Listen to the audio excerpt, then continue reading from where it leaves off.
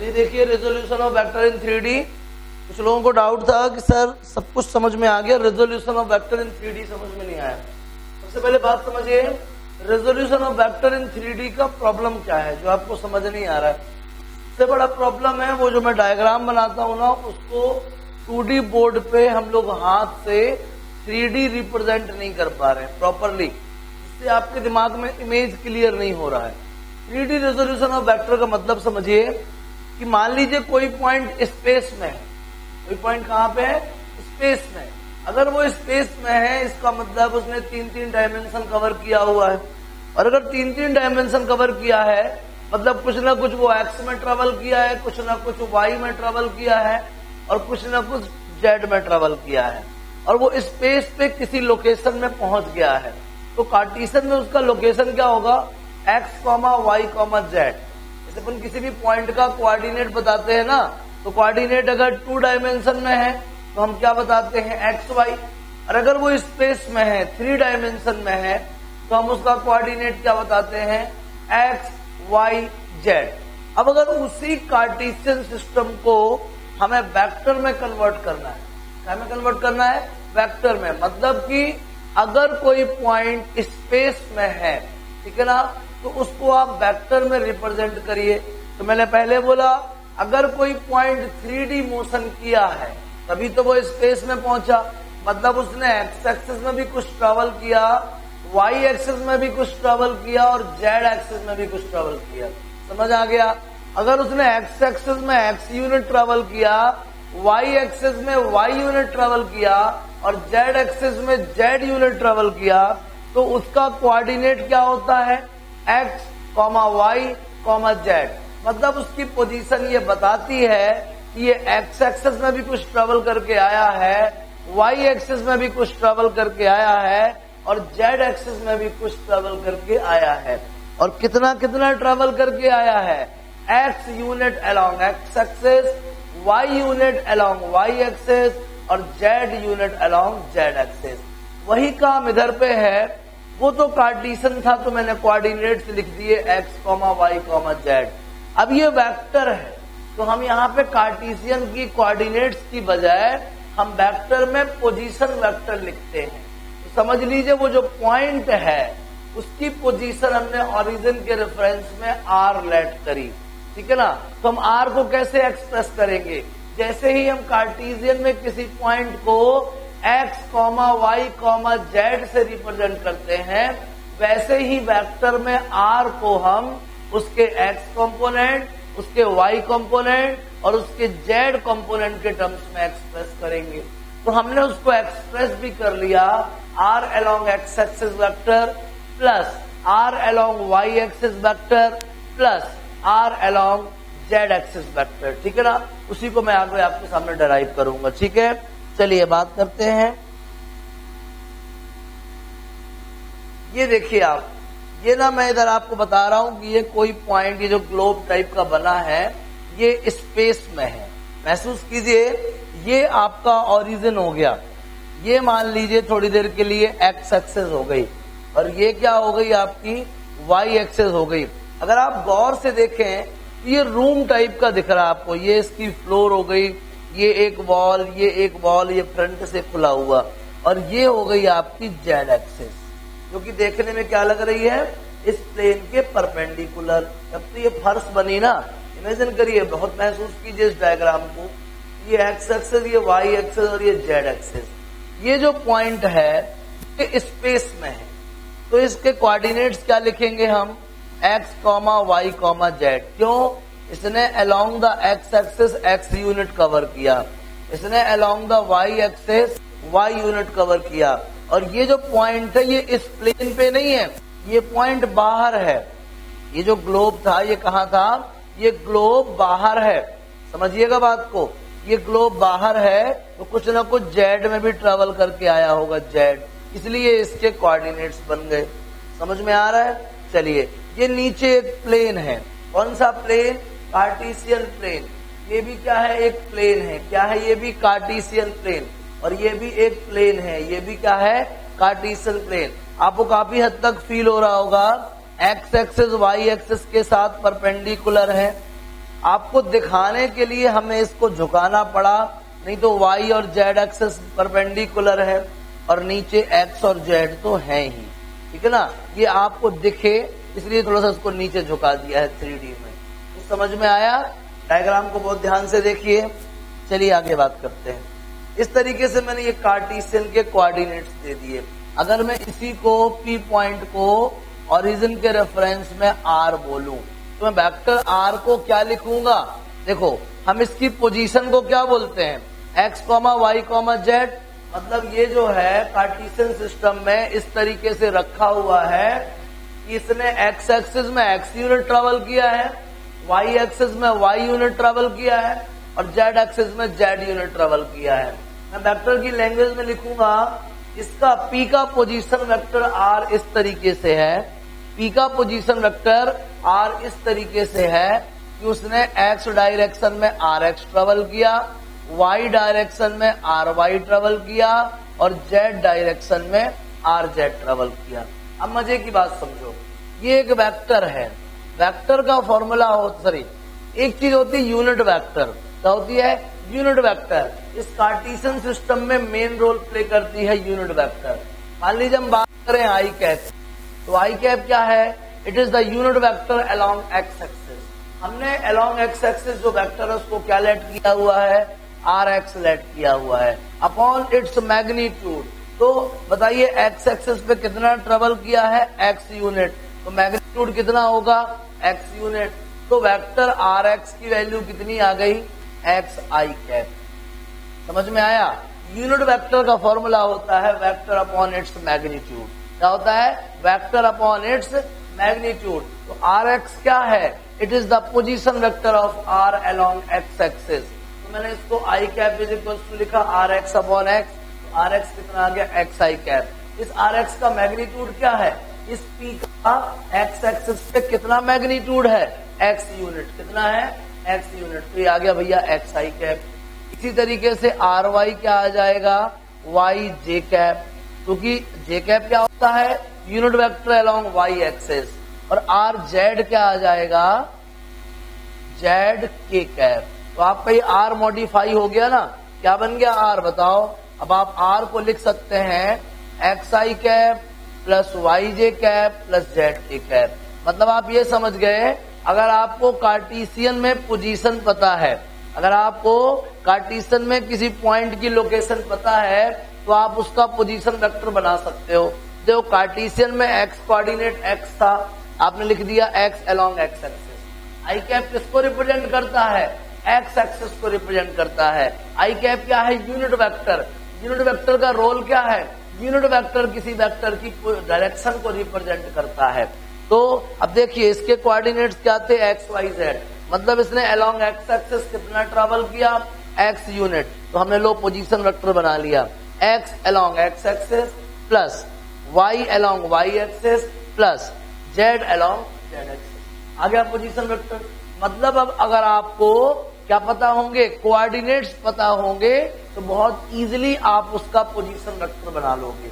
जैसे मैं आपको देता हूं, एक पॉइंट है 102, फटाक से आप इसका पोजीशन वेक्टर बनाइए। 1 along x axis, 0 along Y axis, 2 along Z axis. लो बन गया भैया। अलोंग एक्स एक्सिस मतलब i cap, along Y axis मतलब जे कैप और अलोंग जेड एक्सिस मतलब के कैप। लो मैं आपको एक और पॉइंट देता हूं, 2 3 -7। जल्दी बताओ इसका position vector. 2 along x axis, 3 along Y axis और 7 अलोंग जेड एक्सिस। लो भैया क्या प्रॉब्लम है? कोई मुश्किल है क्या? बोलिए। समझ में आपको आया बराबर कि नहीं आया? इस तरीके से अब आप कोई भी पॉइंट अगर आपको 3D में मिलेगा तो आप उसको वेक्टर में एक्सप्रेस कर ही लोगे। यही कहलाता है resolution of vector in 3D। समझ में आया? It is the splitting of a vector into its components is called resolution of vector. समझ में आ गई ये चीज आपको? आर कैसे फाइंड करते हैं अपन? चलिए इतने को नोट करिए, फिर मैं आगे की बात बताता हूँ। बहुत आराम से, घबराना नहीं है, आपको बनेगा, इसका मेरा दावा है। मेरे से और भी आइडियाज आते हैं। अभी मैंने ना आपको देखो इमेजेस का पीपीटी बनाया। आप अगर और परेशान होते तो मैं गिफी इमेज ड्रॉ कर लेता। आपने सुना होगा ना, कभी कभी व्हाट्सएप पे आता GIF file. Giphy image draw कर लेता, इसकी वर्किंग भी आपको एक्सप्लेन हो जाती। मैं सब जानता हूँ भाई, मेरे कंप्यूटर भी आने लगा बढ़िया से। सोचो आप तो बस ये बताओ कि सर मुझे पढ़ना है। ये देखिए भैया, ये मैंने आपको जो है उसी वेक्टर को देखिए प्लेन पे एक्सप्रेस किया है। देखिए आप ध्यान से इसको, ये थोड़ा सा मैथमेटिकल फॉर्मेट में है। देखिए ये एक्स एक्सिस है और ये आई कैप क्या बताता है, इस एक्स एक्सिस की डायरेक्शन। ये वाई एक्सिस है, जे कैप क्या बताता है, इसकी डायरेक्शन। ये जेड एक्सिस है, ये कैप क्या बताता है, इसकी डायरेक्शन। ये कहलाती है भाई कोऑर्डिनेट एक्सिस, और ये हमेशा एक दूसरे पे परपेंडिकुलर रहती हैं। आपने बहुत बार सुना होगा कोऑर्डिनेट एक्सिस आर रेक्टेंगुलर, सुना है कि नहीं सुना। अब मान लीजिए मैं इधर एक पॉइंट ले लेता हूं P, इसके कोऑर्डिनेट्स है x1 y1 z1। ये मैं ले लेता हूं Q, इसके कोऑर्डिनेट्स है x2 y2 z2। चलो बताओ P के पोजीशन वेक्टर ओरिजिन के रेफरेंस में क्या होगा। उसका नाम रखवा दिया मैंने OP। क्या होगा बताइए आप, x1 along x axis, y1 along y axis और z1 along z axis. z axis मतलब k कैप, समझ में आ गया। अब समझिए Q का पोजीशन वेक्टर ओरिजिन के रेफरेंस में क्या होगा। Q का पोजीशन वेक्टर ओरिजिन के रेफरेंस में, ठीक है ना। समझिए इसको बोलेंगे हम OQ। OQ इज इक्वल्स टू x2 along x axis, y2 along y axis and z2 along z axis. अब आगे ध्यान से समझिए, हो सकता है मैं PQ फाइंड करना रहा हूं। क्या फाइंड करना रहा हो, PQ। PQ मतलब displacement of the location P to क्या Q, ठीक है ना। किसी पॉइंट की P से Q का क्या डिस्प्लेसमेंट क्या कहलाएगा, PQ। चलिए अगर हमको PQ चाहिए तो हम P से Q बना देंगे, और अगर हमको QP चाहिए तो हम Q से P बना देंगे। मेरी बात समझ में आ रही है। अगर आपको PQ चाहिए तो आप क्या बनाओगे, P2Q, और अगर आपको QP चाहिए तो आप बनाओगे Q2P। बात को समझो। चलो in triangle OPQ, in triangle OPQ, ठीक है ना। क्या आएगा OPQ, समझ रहे हैं आप बात को। ट्राइंगल समझते हैं, ट्राइंगल लॉ। इसमें क्या कहता है, O से P, P से Q, ये डायरेक्ट O से Q। अपने आप ट्राइंगल लॉ लगाए कि नहीं लगाए, एरो बता रहे हैं। पहले O से P जाओ, फिर P से Q जाओ, और ये कहता O से डायरेक्ट Q जाओ। तो O से डायरेक्ट Q बराबर O से P प्लस P से Q। आपको चाहिए PQ, तो PQ इक्वल क्या आएगा, OQ माइनस क्या OP। अब ध्यान से समझना, आप जा रहे हो P से Q। आप कहां जा रहे हो बोलो, P से Q। आपका इनिशियल क्या है P, फाइनल क्या है Q, और रिजल्ट देखो OQ माइनस OP। OQ क्या है, position vector of Q। OP क्या है, पोजीशन वेक्टर ऑफ P। आपको चाहिए क्या है PQ, मतलब displacement of a point from P to Q। P से Q तक किसी पॉइंट का डिस्प्लेसमेंट, P से Q। बात को अच्छे से समझना, आप कहां जा रहे हो P से Q। आपका इनिशियल पॉइंट क्या है P, फाइनल पॉइंट क्या है Q। आप रिजल्ट में क्या देख रहे हो, OQ माइनस OP, मतलब position vector of Q minus position vector of P।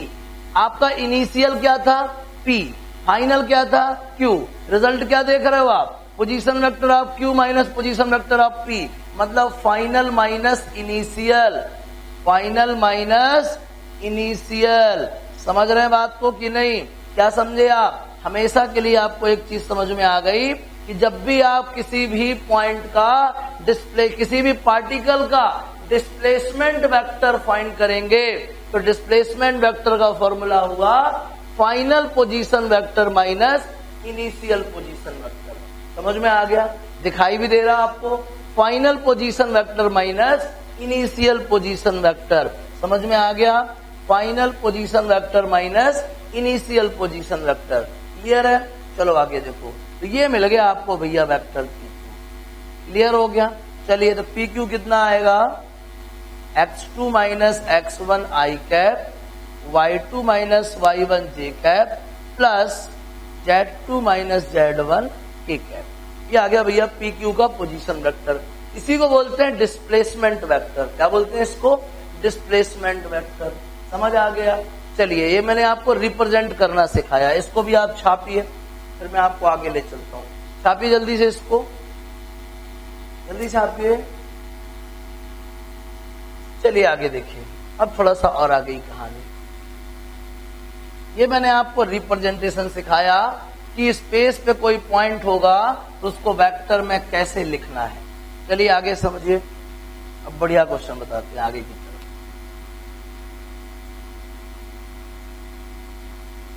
अब ये देखिए, आप थोड़ा सा कुछ हल्का हल्का मान लीजिए कोई पॉइंट P था और इसके कोऑर्डिनेट्स क्या थे, XYZ। अगर हम ओरिजिन के रेफरेंस में इसका पोजीशन वेक्टर A कंसीडर करें, ओरिजिन के रेफरेंस में स्पेस पे कोई पॉइंट P है, उसका पोजीशन वेक्टर मैंने A लेट कर लिया। ऑब्वियसली अगर ये A है तो इसका Y कंपोनेंट क्या होगा, AY, Z कंपोनेंट क्या होगा, AZ, और X कंपोनेंट क्या होगा, AX।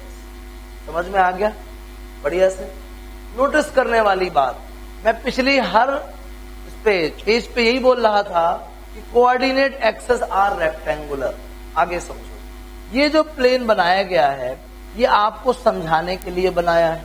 ये किसने किसने बनाया है, वाई एक्सेस और एक्स एक्सेस ने। सबसे पहले तो आप ये समझो, अगर ये P को हम पोजीशन वेक्टर A मान लेते हैं तो A को लिखेंगे कैसे? A को हम लिखेंगे AX I cap, AY J cap और AZ K कैप। समझ में आ गया?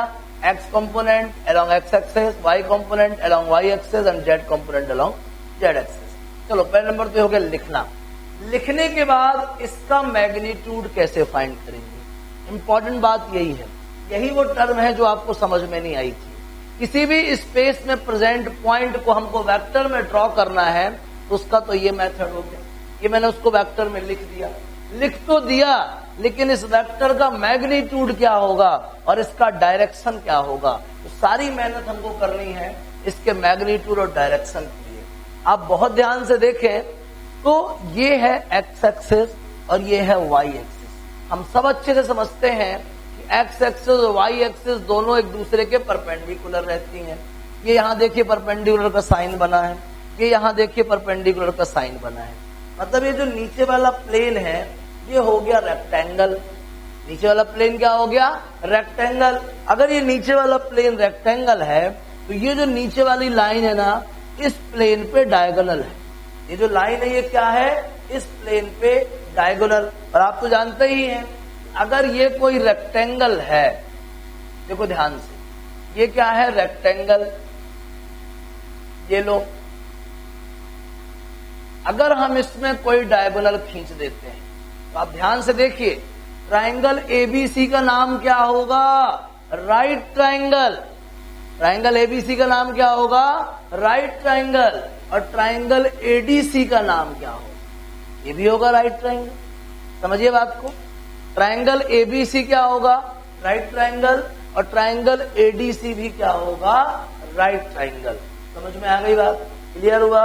एबीसी भी राइट ट्राइंगल है और एडीसी भी क्या है, राइट ट्राइंगल। समझ में आ गया?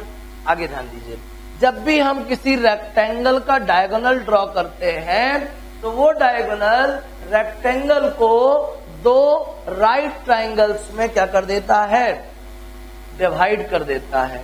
चलो आगे समझो।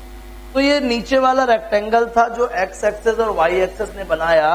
ये जो डायगोनल है इसको दो ट्राइंगल में कन्वर्ट कर देगा। समझना बात, ये लेंथ है ए वाई और ये लेंथ कितनी है, ए एक्स, क्योंकि पैरेलल टू एक्स एक्सेस है ना। देखो ये भी एक्स, ये भी एक्स, ये वाई, ये भी वाई। समझ में आ गया? है ये रेक्टेंगल, लेकिन आपको दिखाने के लिए पैरेललोग्राम बन गया, नहीं तो आपको दिखाई ही नहीं देता। 2D बोर्ड में 3D इमेज पॉसिबल नहीं है। आप कुछ समझ गए होंगे कि वाई और एक्स से इस डायगोनल ने क्या बना दिया, राइट ट्राइंगल बना दिया। क्या बना दिया, राइट ट्राइंगल। और खुद राइट एंगल के सामने है, मतलब ये हाइपोटेनस है। चलो इसका नाम मैं रखवा देता हूं थोड़ी देर के लिए, OM। ठीक है, चलिए। तो OM का स्क्वायर क्या आएगा, AY का स्क्वायर प्लस AX का स्क्वायर। By Pythagoras theorem. चलिए आगे बात करते हैं। अगर आप बहुत गौर से देख रहे हो, ये जो लाइन है अलोंग जेड एक्सिस, ये लाइन क्या है? अलोंग जेड एक्सिस, जो कि इस डायगोनल पे ठीक परपेंडिकुलर है। आप भी समझो, ये एक्स एक्सिस है, ये वाई एक्सिस है, ये एक्स है, ये वाई है। तो बताइए ये क्या होगी? जेड एक्सिस, और इस डायगोनल के परपेंडिकुलर भी होगी। देख रहे हैं आप, ये डायगोनल कहाँ है? एक्स वाई प्लेन पे, और ये कौन है? Z axis. तो जेड एक्सिस इस डायगोनल के क्या है? परपेंडिकुलर है। वही यहाँ पे देखो दिखा भी रहा है। हमको चाहिए है ओरिजिन से स्पेस के इस पॉइंट का डिस्टेंस, मतलब हमको ओपी चाहिए। क्या चाहिए? ओपी। अब देखना, ये एक्सिस जो है इस एक्सिस के साथ परपेंडिकुलर है। बना था, मैंने ऊपर से बना दिया, तो आपको ये राइट ट्राइंगल मिल गया। इन ट्राइंगल OMP, और ये किस ट्राइंगल में था? इसका नाम रखवा देते हैं यार, बी इसका नाम रखवा देते हैं, हाँ बी। ये ट्राइंगल था OBM, और ये ट्राइंगल है OMP। तो OMP में आप क्या देख रहे हो? OP square equal OM square plus MP square. और ये MP क्या है? अलोंग जेड एक्सिस, मतलब MP की लेंथ क्या है? AZ। लो देखो यार, OP चाहिए था अपन को, OP मतलब इसका लेंथ, इसका लेंथ मतलब इसका मैग्नीट्यूड। क्या आएगा भैया बताओ? OP लिखा रहना तो अभी यार, OP स्क्वायर। OM स्क्वायर कितना है बताओ? AY square plus AX square. और MP कितना है? MP है AZ स्क्वायर। तो देखिएगा OP मतलब क्या? A का मैग्नीट्यूड, स्क्वायर है तो स्क्वायर लगा दो, AY square plus AX square plus AZ square. Square हटेगा तो रूट लग जाएगा। A का मैग्नीट्यूड क्या आ गया बोलो? AX का स्क्वायर प्लस AY का स्क्वायर प्लस AZ का स्क्वायर। फर्स्ट इक्वेशन में देखो, A का मैग्नीट्यूड क्या होगा? I के कॉफिशिएंट का स्क्वायर प्लस J के कॉफिशिएंट का स्क्वायर प्लस K के कॉफिशिएंट का square. Square of X component plus square of Y component plus square of Z component. समझ में आया? अगर ये इमेज आपके दिमाग में फुल सेट नहीं हो रही है तो मैं आगे भी इसको ले चलता हूं, और ध्यान से समझो। होता क्या है, जब हम कोई चीज कॉम्प्लेक्स आइडियाज से सीखते हैं तो अपने दिमाग पे जोर देते हैं, जैसे कि NCERT। लेकिन अगर हम कोई चीज एकदम सीधे पढ़ा और सीधे समझ में आ गया, एकदम इजी आइडियाज से सीखते हैं तो अपने दिमाग पे जोर नहीं देते। जब हम दिमाग पे जोर नहीं कर देते, सोचते नहीं है ना, तो हमें वो चीज क्लियर नहीं होती है। ठीक है ना? इसलिए आपका सोचना बहुत जरूरी है। ये मैंने आपको डराइव करा। तीसरी चीज, ये जो OP है ना, मतलब वेक्टर A, ये X एक्सिस के साथ अल्फा एंगल बनाता है। बात को समझना, ऐसा समझो, ये हुई X एक्सिस और ये हुआ A, ये P पॉइंट। ठीक है ना? अगर ये X एक्सिस है तो ये हो गया AX। ये जो A है ये X के साथ बनाया करता है अल्फा। चलो देखो यार, ये राइट ट्राइंगल हो गया। अब समझो आप, कॉस अल्फा का फॉर्मूला क्या होगा? AX upon magnitude of A। तो AX की वैल्यू क्या आएगी बताइए? A cos alpha. समझ में आया कि नहीं आया? AX की वैल्यू क्या आ गई? A cos alpha. ऐसे ही जो A है वो Y एक्सिस के साथ बीटा बनाता है। ये थी Y एक्सिस, यहाँ पे 90, मतलब ये है AY और ये कौन है? A। तो कॉस बीटा क्या आएगा? Base upon hypotenuse, AY upon A। तो AY की वैल्यू क्या आ गई? A cos beta. समझ रहे हैं? यही A Z एक्सिस के साथ, ये Z एक्सिस, क्योंकि अब देखो दो तो बना ली, अब तीसरी है तो बाहर, लेकिन मैंने इसे बगल में घुमा के रख दी क्योंकि मुझे क्या है, 2D प्लेन पे ड्रॉ करना है। ये A है, ये इसके साथ बनाता है गामा एंगल, तो कॉस गामा होगा AZ अपॉन A। तो AZ की वैल्यू कितनी आ गई? A cos gamma. लो यार, अब अगर आपको कोई पूछे कि हमारे पास वेक्टर A है, उसका X कंपोनेंट क्या होगा? तो X कंपोनेंट होगा A cos alpha. Y component क्या होगा? y कंपोनेंट होगा a cos बीटा और z कंपोनेंट क्या होगा, z कंपोनेंट होगा a cos गामा। समझ में आया? x कंपोनेंट क्या होगा a cos alpha, y component क्या होगा a cos बीटा और z कंपोनेंट क्या होगा a cos गामा। ये अल्फा क्या है, it is the angle made by a with x axis. Beta क्या है, it is the angle made by the a with y axis और gamma क्या है, it is the angle made by a with z axis. समझ आ गया? तो आप देखिए, आप उस पोजीशन को वेक्टर में भी लिख लिए, आपने उसको रिजोल्यूट भी कर दिया, x कंपोनेंट भी ले लिया, y कंपोनेंट भी और z कंपोनेंट भी, तो डायरेक्शन भी डिक्लेयर हो गई और ये मैग्नीट्यूड भी हो गया। ठीक है, मैं डेरिवेशन नहीं मिटाऊंगा, आपको नेक्स्ट इमेज की तरफ ले चलता हूं। समझिए बात को, ये देखिए आप, इसमें मैं और क्लियर दिखा रहा हूं आप समझिए। उसी का ये नेक्स्ट फॉरवर्ड हुआ है, ये हो गया वेक्टर ए। चलो मैं अपना वाला मिटा देता हूं, ठीक है ना। वेक्टर ए हो गया, ध्यान से देखिएगा आप, देखो ये ओरिजिन भी मैंने मिटा दिया। समझिए, ये है भाई एक्स एक्सिस और ये है क्या है वाई एक्सिस और ये है क्या जेड एक्सिस। ध्यान से देखें, एक्स एक्सिस वाई एक्सिस दोनों कैसी एक दूसरे पे परपेंडिकुलर, कैसी हैं परपेंडिकुलर। ये जो डायगोनल जा रहा है वो क्या कर देगा, इस प्लेन को दो राइट ट्राइंगल में डिवाइड कर देगा। इस राइट ट्राइंगल में ये हो गया ए एक्स और ये हो गया ए वाई, ये क्या हो गया ए एक्स क्या है ना, और ये क्या हो गया ए वाई। अगर ये ए वाई है तो ये भी ए वाई होगा, तो देखो ये हाइपोटेनस हो जाएगा, परपेंडिकुलर का स्क्वायर प्लस बेस का स्क्वायर। समझ गए? अब आगे जाओ। अब ये जो लाइन डायगोनल थी, ये जो line parallel to Z axis जा रही है, ये इस डायगोनल के क्या होगी परपेंडिकुलर, इस डायगोनल की क्या होगी परपेंडिकुलर। तो देखिए ये नया राइट ट्राइंगल बन गया ना, ये राइट ट्राइंगल, ये बेस है, ये परपेंडिकुलर है और ये राइट एंगल के सामने की साइड हाइपोटेनस है, मतलब ओपी है। कौन है ये? ओपी। देख लीजिए आ गया, ओपी स्क्वायर बराबर O M square plus M P square आ गया।